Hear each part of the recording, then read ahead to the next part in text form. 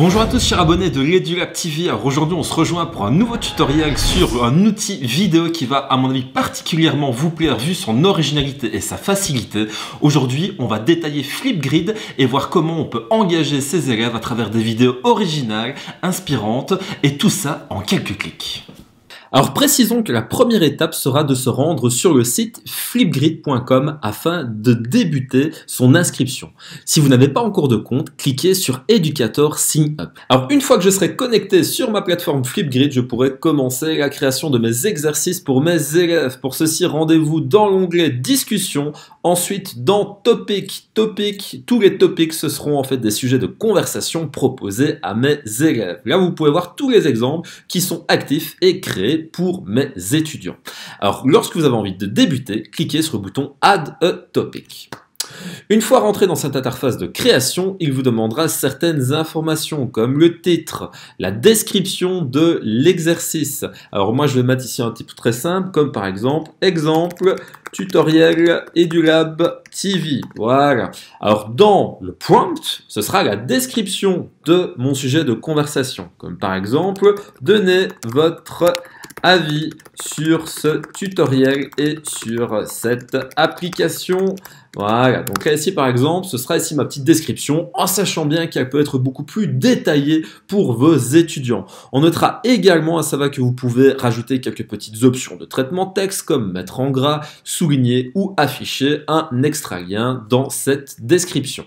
La partie média va être assez intéressante car elle vous permettra d'ajouter avec cet exercice un média. Donc vous avez le choix entre enregistrer vous-même une vidéo telle que les élèves également le feront, intégrer une vidéo qui se trouve directement depuis votre ordinateur, aller chercher sur YouTube ou Vimeo une vidéo qui fera office de sujet de conversation ou de consigne, intégrer une image, un GIF ou un emoji qui serait quelque chose d'assez simple mais qui pourrait déjà faire le travail pour amener un petit peu d'originalité.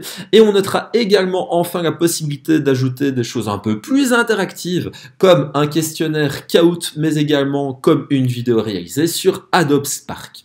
Nous on va se concentrer sur l'enregistrement d'une vidéo, donc je clique sur ce bouton. Une fois que j'ai cliqué sur ce bouton, eh bien vous avez la petite interface pour enregistrer une vidéo qui s'active devant vous. Les élèves auront également cette même interface lorsqu'ils utiliseront leur smartphone ou qu'ils enregistreront leurs réponses via leur ordinateur. Alors tout d'abord, j'ai le petit bouton Options qui me permet de modifier l'apparence et également ici la manière dont va se présenter la vidéo. Si je veux intégrer une vidéo dans ma vidéo pour ma réponse, je peux le faire. Si je veux uniquement me baser sur mon micro afin d'enregistrer ma réponse, je peux également le faire. C'est une nouvelle fonctionnalité qui est sortie dernièrement. Je peux également changer la disposition et retourner ma vidéo pour montrer ici vraiment de face ce qui est écrit. Je peux enlever mon micro également et je peux faire un enregistrement d'écran et une capture d'écran vidéo pour présenter ma réponse en vidéo. Alors, ensuite j'ai le gros bouton rouge, c'est commencer à enregistrer, mais avant de commencer à enregistrer, je vous donne ce petit conseil, eh bien cliquez sur le bouton Effet pour pouvoir customiser votre cadre, parce que c'est bien là le gros point fort de Flipgrid. Alors je peux par exemple mettre des filtres. Il y en a ici différents qui sont assez chouettes à utiliser, qui peuvent être combinés les uns avec les autres, de partie de vidéo en partie de vidéo. On notera par exemple la possibilité de se flouter avec des petits trucs de Lego. Dédicace à mon petit collègue Anthony de chez Technobel qui appréciera sûrement. Se pixeliser également. Moi par exemple je vais prendre celle-là. J'aime assez bien celui-ci. Et je vais pouvoir également venir décider de mettre des cadres. Donc par exemple il y en a un qui me plaît tout particulièrement. C'est le cadre News pour se mettre dans la peau d'un journaliste. Et vous pouvez également faire ici cette situation mobilisatrice pour vos élèves. Vous êtes un journaliste, vous devez enregistrer, c'est parti. Et ça amène un petit côté créatif qui permet à l'élève de s'approprier vraiment l'application. Alors je pourrais également rajouter des emojis pour pouvoir faire en sorte que ma vidéo elle soit un maximum originale. Donc ça c'est un petit peu à vous de voir comme vous avez envie de tourner les choses. Je pourrais également dans la partie Effect rajouter du texte avec différents types de textes possibles.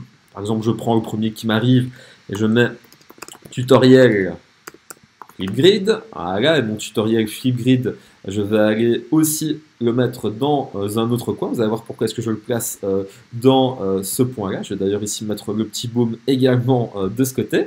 Alors toujours dans mes effets, j'ai rajouté du texte. Alors Drums, ça vous permettra de mettre des annotations. Pratique si vous avez une souris, une tablette graphique ou si vous voulez annoter un schéma en live en même temps que vous présentez votre vidéo. La petite partie board fera apparaître un tableau sur le côté de votre vidéo et c'est vous qui pouvez décider en splittant votre écran la partie qui sera dédiée au tableau et la partie qui sera dédiée à votre propre vidéo. Et vous pouvez voir que des boards, vous pouvez en prendre ici de différentes sortes. Ça va, si le board un peu plus original avec des étoiles, comme moi, vous intéresse, rien ne vous empêche de le mettre. Et ce qui sera intéressant, c'est qu'après, on va pouvoir superposer toutes nos parties écrites dans cette petite partie board. Et ça, vraiment, très honnêtement, selon moi, c'est super fun et c'est quelque chose qui est vraiment caractéristique de l'application. Dès que j'ai fini d'encoder et d'enregistrer mon cadre, parce qu'il faut bien le faire avant, après vous n'en aurez plus la possibilité, eh bien je suis prêt pour pouvoir commencer mon enregistrement. Alors on notera également que je peux aussi rajouter des photos qui feraient office de petit encart aux endroits où je désirais vouloir le mettre. Et pour insérer des photos, eh bien, je dois aller prendre la photo depuis mon propre ordinateur. Donc là, il me laisse cette possibilité. Là, par exemple, je vais aller pêcher dans mon ordinateur cette image de Detroit Become Human, pour ceux qui connaissent la petite référence que j'analyse en partie avec mes élèves de sciences sociales actuellement en classe. Voilà, je vais le placer juste ici. Donc vous voyez que vous pouvez très bien venir le mettre dans un coin tout au-dessus à gauche, dans un coin tout au-dessus à droite. Ça peut vraiment faire office d'objet d'analyse. Dès que j'ai fini de configurer mon cadre, je peux me lancer dans l'enregistrement. Je clique sur le grand bouton rouge, 1, 2, 3. Et là, tout ce que je dis, tout ce que je fais est enregistré et va être fourni après à mes élèves, mais eux-mêmes pourront également le faire de la même manière pour m'envoyer leurs réponses. Dès que j'ai fini, soit j'appuie sur pause et je peux continuer à enregistrer par après, soit je peux directement cliquer sur Next. Et quand je clique sur Next, j'ai ma partie de vidéo qui apparaît et je peux encore une fois la regarder pour voir s'il n'y a pas eu des erreurs. Je peux aussi la modifier très simplement en cliquant une fois dessus et en venant ici peut-être la découper pour ne prendre que la partie qui m'intéresse. Ça va? Dans tous les cas, dès que j'ai fini, je clique sur Confirme, le gros bouton vert, vraiment ici tout en bas à droite. Je peux encore une fois, exceptionnellement si je le désire, rajouter des parties de vidéo. C'est pas figé, c'est pas fini, mais une fois que j'ai terminé, je clique sur le grand bouton Next. Il me reste la possibilité d'enregistrer un selfie pour pouvoir accompagner ma vidéo. Ce n'est pas obligatoire, mais c'est toujours chouette. Si je clique sur Selfie, eh bien, je vais pouvoir enregistrer. Comme ça me permettra de m'identifier. Voilà. Un petit selfie enregistré. Je peux cliquer sur Confirme. Et là, maintenant, ce selfie accompagnera ma vidéo qui est enregistrée.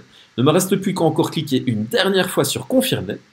La vidéo va se charger. Il faut bien que j'attende d'arriver à 100% pour avoir mis ma vidéo en ligne. Il faut bien préciser aussi aux élèves qu'ils ne quittent pas la vidéo avant ces 100%, sinon malheureusement, leur vidéo ne sera pas prise en compte. Une fois que j'ai bien ici le message complete qui s'affiche, ça veut dire que ma vidéo a été mise en ligne. Je vais pouvoir continuer l'enregistrement et la planification de mon exercice. Alors vous l'aurez compris, vraiment le gros plus de Flipgrid, c'est son originalité et sa possibilité pour les élèves de jouer sur leur code des réseaux sociaux, mais tout en le tournant de manière bienveillante et avec un encadrement pédagogique juste derrière. Donc on s'assure vraiment une bonne participation des élèves et également la stimulation et l'exercice de leur communication, compétence qui est ultra importante dans notre société. Alors dans Permission, ce sera ici la manière et les paramètres de sécurité qui permettront aux élèves de se connecter. Je vous conseille de toujours le laisser sur privé. Public, de fait, tout le monde pourrait y avoir accès à condition qu'ils aient une adresse Google ou Microsoft. Alors dans Private, deux solutions. Soit vous encodez les adresses des élèves, soit également vous encodez le nom de domaine de votre école. Donc là, moi par exemple, c'est @atheneairpur.be. Eh bien, tous ceux qui auront une adresse mail qui se termine par ça pourront participer à l'exercice. Si cependant vous avez envie de mettre toutes les adresses mail les unes à la suite des autres, vous pouvez aussi. Vous pouvez également intégrer un fichier CSV afin qu'il puisse rendre et être accessible sur cette vidéo. Alors, je peux également, si mes élèves ne possèdent pas d'adresse et que je ne veux pas ici utiliser d'adresse mail externe ou de l'école, eh bien prévoir des identifiants pour eux. Donc imaginons que j'ai un élève qui s'appelle Di Pasquale, donc plutôt ici Laurent Di Pasquale, eh bien je vais pouvoir indiquer Laurent, voyez, hop, Di Pasquale, et ensuite prévoir son identifiant. Et c'est cet identifiant qui lui permettra de se connecter à mon exercice. Ça va? Et là, pour le coup, pas besoin d'adresse. Une fois que j'ai réglé ce détail super important de la confidentialité, je vais pouvoir configurer les autres paramètres de mon exercice. Je vous conseille de toujours laisser activer ce point, la modération. Ça vous permettra d'avoir un droit de regard sur les vidéos qui seront envoyées. Le temps de la vidéo bien, dépendra de votre objectif, ça va? Il ne sera pas indispensable pour l'élève d'atteindre ces 5 minutes, par exemple, pour valider sa vidéo. Il pourra faire moins de temps de vidéo, mais au-delà des 5 minutes, ce ne sera pas possible. Alors là, vous donnez la possibilité à l'élève de commenter la vidéo ou la production des autres élèves. Si jamais votre but n'est pas de les faire échanger, vous pouvez ici mettre non. Par contre, si vous laissez la possibilité à l'élève de commenter les vidéos des autres, eh bien ce sera à vous de décider comment est-ce qu'il peut le faire. En vidéo et en commentaire, en vidéo seulement ou en texte seulement, en sachant bien que vous aurez toujours le dernier mot grâce à la modération. Configurez ici déjà de base la bonne langue, ça vous permettra d'avoir les sous-titres correctement, ça va. Et dès que j'ai fini d'enregistrer ma vidéo, il ne me restera plus qu'à créer sur Create Topic. Sachez que vous avez aussi le bouton More Options qui vous permettra d'aller un cran plus loin dans ce que vous allez proposer aux élèves, comme la configuration d'une date d'entrée pour votre exercice, en dehors laquelle votre exercice ne sera pas visible ou actif. Alors, un point super important de ce More Option se situera dans cette partie-ci. Et moi, je vous conseille ici de désactiver Download Share. Ça permettra de faire en sorte que la vidéo envoyée par l'élève ne sorte pas du cadre pédagogique de Flipgrid et que ne puisse pas la partager sur un autre réseau social. Idem pour les likes. Vous l'aurez désactivé de base parce que ce n'est pas ce qui est le plus important, mais si vous désirez l'activer, vous pouvez toujours ici activer cette option juste ici. Une fois que vous avez configuré toutes ces informations, eh bien je peux ici aller cliquer sur Create Topic. Et là on peut voir que mon exercice est bien enregistré. Je peux soit partager le lien directement avec mes élèves, je peux également avoir un QR code qui est généré automatiquement à intégrer dans mes leçons. Je peux, si j'utilise Google Éducation, eh bien l'intégrer dans un Classroom. Si j'utilise Office 365, le mettre directement dans une de mes équipes, ce qui va grandement faciliter les choses pour pouvoir donner accès à l'exercice à mes élèves. Mon exercice, une fois configuré, se retrouvera dans la partie discussion. Là, vous pouvez voir que je n'ai encore aucune réponse. Mais si je désire aller voir les réponses qui ont été envoyées par mes élèves, eh bien, il ne me restera plus qu'à cliquer sur cet exercice afin d'avoir accès aux réponses. Là, je peux voir que dans cette partie-ci, je n'en ai encore aucune, mais lorsque mes élèves auront envoyé des réponses, eh bien, je devrais venir les activer et les modérer pour qu'elles soient visibles à tous. Bon, j'espère que cette première vidéo de Flipgrid vous aura plu. On se rejoint très prochainement pour un second épisode de cette application. Je vous souhaite une bonne fin de journée et encore un grand merci pour votre confiance et à bientôt sur EduLab TV.